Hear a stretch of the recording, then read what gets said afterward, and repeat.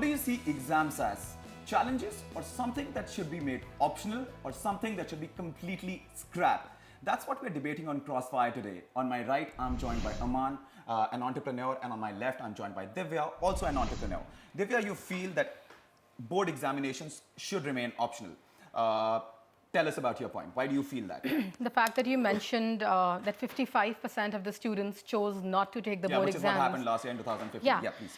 So I really do think that either they should be scrapped off completely and with time, or they should be made optional for a few years for the government to really see what's going on and then take a final action on it. Why they should be made optional or be scrapped off is because I just don't see the exact relevance as to what board exams are. Why are they, first of all, made into such a big stigma in class 10th and 12th? What do they really have to give out to the students' development and due course when they really move out in the real world? It just adds unnecessary pressure onto the students, as we did see that in 2006, about 5,000 students committed suicide, and every day as the exams are going on right now, every other day we are hearing someone or the other committing suicide. So what's really the point of this form of education where you put unnecessary pressure on tiny 15-year-olds, which just does not contribute to anything except sleepless nights and troubled parents and children around? Your time is up. I'll let Arman talk now. Arman, tell me something. Do you feel that the suicides that she was talking about and the pressure that she was talking about, that's not so much because of the academic pressure, but because of parental and societal pressure? Absolutely, you're absolutely bang on. I mean, that is something I wanted to address in the first place. You use very strong words like pressure, stigma. What we need to find out is, where do these originate from? What's the cause? I don't remember anybody from the CBSE coming to our school and telling us, the class 10 board examinations is a do or die situation for you. It comes from our microenvironment, our parents, our societies, our neighborhood. Now that is something which is not under the control of the board. What here is required is counseling, that examinations are there to be taken as they've been taken all along since we've been doing our education. So I think stigma, pressure is not what is it's not so much about academic pressure. Correct. It's because of the society.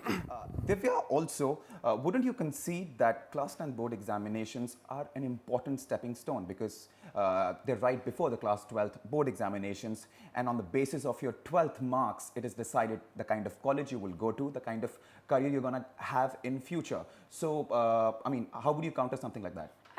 I find it really strange. How does studying that in 10th and then 12th, and then that leads to obviously your admission, why don't we have a more consistent system? Why aren't we taught in such a manner from grade 1? If we are more consistent throughout, then we don't have to attempt all these 10th, 11th, 12th and made to seem that 10th is the most important thing in your life, and then 12th is even more important, and if you fail to do so, then oh my god, your life Perhaps is over. Not the most important, but one of really important stepping parts stones of your life, because as and when we grow, we are made to told, oh my god, it's your 10th, please focus. Yeah. 11th, you can relax a little, but it's we all 12th. remember those days. Yeah, 12th, if you don't focus, you won't become anything in life, and sadly that's not what life is about. There's so much more to life than really these exams. And what do they contribute? What do they give out? They're just like normal exams. The only difference is you go out to another center, write your exams there, there's another person examining it. Simple. Right. Arman, don't you feel that perhaps a student who's 15 years old, which is when he's attempting his 10th boards, do you feel he or she perhaps is not that well equipped to handle that kind of pressure, be it academic pressure or parental pressure, whatever you want to call it? So is that the right age for somebody to take up an examination at that age? Again, that's the core point again. We're deflecting from the issue here. We're talking about whether we want to scrap the examinations or not. The whole idea about introducing the examinations at that early age is so that we can start coping up with pressures. We learn time management skills. We learn task management skills. We learn how to prepare for important days. We'll have interviews later in our careers. We'll have entrances exams later in that careers. So you're not that far off from that bracket. You're going to be sitting on those exams when you're 18. And for a 15-year-old to get used to an atmosphere, get into a domain where he's already experiencing those pressures, I think it's a good system. Like he was just saying that 10th exams are not just about scoring marks. They're also about sort of instilling the habits, good habits like working hard, time management, etc., which are very important. And the sooner you learn it in your life, the better you're going to do in future. So wouldn't you agree with that? My point is that just throughout that 1 year and plus one, that is your 12th, is that enough to prepare you for your entire life? Why can't we have it from grade one, or since the time the child is born, or since the time they get into education? Can't this be consistent? Can't we have modules and examinations that prepare you throughout your life for all these things, and not just 10th and 12th? Like, 2 years is a bit of a shock to any student.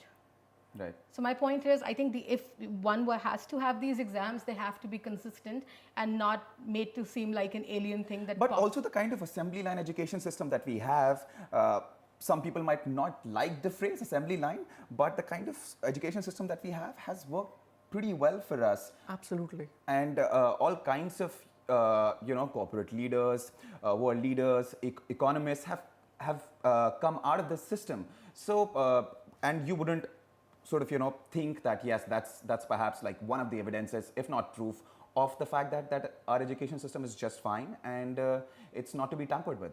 I think India is such a diverse country that we're made to believe even things are not in place. Like, for example, I wouldn't want to comment on it, but I'll still say, like the political system, we find our ways. We don't wait for any system or any organization to support us. The education, everyone knows the education system is just not right. We don't get, that is why the rise of students going abroad.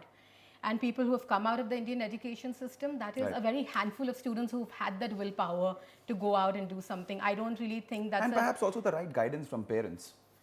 Sometimes it's not really the case with all the students. Had right. that been the case, there wouldn't have so many suicide cases, and there wouldn't have been so much pressure on just numbers that you have to score. To get into a SRCC, I mean, it's unrealistic. You could easily get into a Oxford or a Harvard, then get into SRCC. That's a very important point. I mean, because in standard 12th, you're supposed to score marks in the range of 95%, 90 to 95%.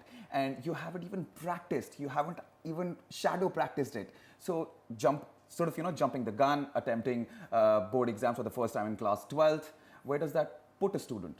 See, I mean, she spoke about a lot of issues. Let me get to them one by one. I mean, we all know Charles Darwin, survival of the fittest. It applies in every field. Comes to education also. You talked about a few students having that willpower to go on and do it. Whether you're studying here or you're studying abroad or in any particular system, you will have that few which are the cream. So that gets separated initially. So that's one thing. As far as your question, whether we're supposed to score 95, 98%, yes. I think we're quite lucky that we happen to live in a country where the competition has driven the scales so high. The reason we'll be producing so many top leaders, so many top doctors, engineers, you travel across the world, and that's what you're going to get. Indians, every second important person in any system. And you don't think it's that's just because of the fact that we have a huge population? Clearly. But I mean, it is because of the fact. I mean, it plays a role, but not because so many people want to get educated. But we definitely have a lot of engineers coming out of the system every year. These are the There's people who have put us on the world map. These are the people who've made us the third largest economy. That leads to another problem, and that is the quality of education. Absolutely. Just because of the fact that there are 1.5 million engineers coming out of engineering colleges every year doesn't make our education system really, the kind of education system it should be, because then it leads to the problem of unemployability. If you look at the National Employability Report, well, 50% of students, graduates coming out of colleges are unemployable. So how do you sort of, I mean, in fact, perhaps don't you think that this provision should be made stricter, and in fact, the fact that it has been made optional, the 10th exams, in fact, they should be sort of, made compulsory again? Not at all. I think, as you were talking before as well, 10th because exams are definitely a good sort of, indication of where you stand with others. If they were to be made compulsory, I think they have to be more creative. The biggest problem is our ecosystem. That's just not right in place. And I think if the ecosystem maybe becomes right, if the supporting bodies are correct, then that exam could be helpful. I did the IB myself, so exams were fun. They were not boring because 30% of exams was practical work. And over here, it's literally going out and writing who said this to whom, who died in which year. Really, when you go out in the real world, do you remember which leader died on what date and what relevance does it keep? Had it been more experimental, more practical, people would have remembered how the solvent goes into this one and makes whatever, something out of it. Right. So you're saying you do not have any problems with examinations as such, but your issue perhaps is with the fact that the kind of pressure, which is the hype which is created around the board examinations, that's what you have a problem with. Arman, talk to us about hype. What do you think? I mean, the hype which is created around 10th boards, is it realistic? It's absolutely not realistic. I mean, you know what? We need counseling sessions. We need counseling for parents. We need counseling for teachers. We need students to know that this is not a do or die situation. It's just another exam which is going to be assessed by somebody else. But what we're debating here is the examination system in place. You scrap that off and you've all of a sudden taken a yardstick away to measure ourselves against. Where do we head? What direction to choose? Whether I'm good in sciences, good in mathematics, good in arts. All of a sudden you're asking an 18-year-old to step out in this competitive world and make a decision for his career based on what? Based on what numbers? Based on what reality? Nothing. Right. That's an interesting point. And don't you feel that the fact that this still should be there, because it is, again, in other words, is a stepping stone, and the performance of a student in standard 10th to a great extent determines how well he or she will do in standard 12th. My entire problem is with the fact that why 10th and 12th? What is 9th and 11th done wrong in life? Perhaps 5th or 6th, that's fine. I mean, but we're just talking about the system that we have. So it might as well be standard 5th or standard 6th, but perhaps that's when students are like really small. They cannot handle that kind of pressure. So perhaps 15 is supposed to be, about the age when they can. I just think if you think that exams are the right way to measure someone's capability, then the exams should be made more creative. The education system should be made more creative, where you actually reflect where it actually reflects the child's talent. If you have to, choose a particular stream in class 11th, it's solely dependent on your marks, and I don't think that's fair. Just because you didn't score a certain percentage doesn't mean you can't do biology. You do not have the aptitude to study biology, because it's the most, there's a hierarchy, sciences, and then commerce and humanities is considered to be a complete idiot box, which is not the case. You have the most efficient lawyers coming out of that system. Right. So I but think someone who might be a good lawyer, who might make a good lawyer, might not make a good doctor. Arman, wouldn't you agree with that? I've got way too many examples of telling people that it's not the numbers which are going to judge somebody's ability. I absolutely agree with you on that point, and we need upgradation and a little bit of changes to our examination system. Obviously, with but time we need to progress overall. But I'll tell you something. I had a friend who cleared the IIT entrance exam and still went to Singapore because he wanted to be a game designer. He scored 95% and still opted out. Why? Because he was very clear about what he wanted to do. And that he figured out when he gave a Class 10 C++ IT exam. Precisely my point, that our system is such where we only promote pure subjects. So engineering, medicine, maths, etc., etc.